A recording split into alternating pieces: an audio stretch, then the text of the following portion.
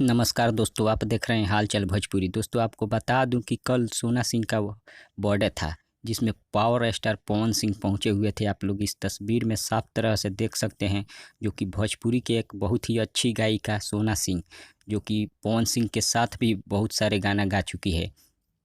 कल उन्हीं का बर्थडे था 10 अगस्त को, लेकिन उसी बीच पावर स्टार ने उनके घर पर पहुंचकर उनके हैप्पी बर्थडे का सेलिब्रेशन किया। आप लोग देख सकते हैं इस तस्वीर में, जो कि सोना सिंह के घर पहुंचे हैं पवन सिंह और उनके माता पिता के साथ सेल्फी लिए हुए हैं।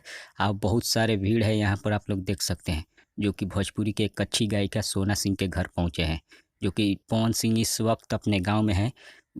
सोना सिंह के गांव से कुछ दूरी पर पवन सिंह का घर है, इसलिए सोना सिंह के घर पवन सिंह पहुंच गए। आप लोग देख सकते हैं। बस इतना ही, धन्यवाद।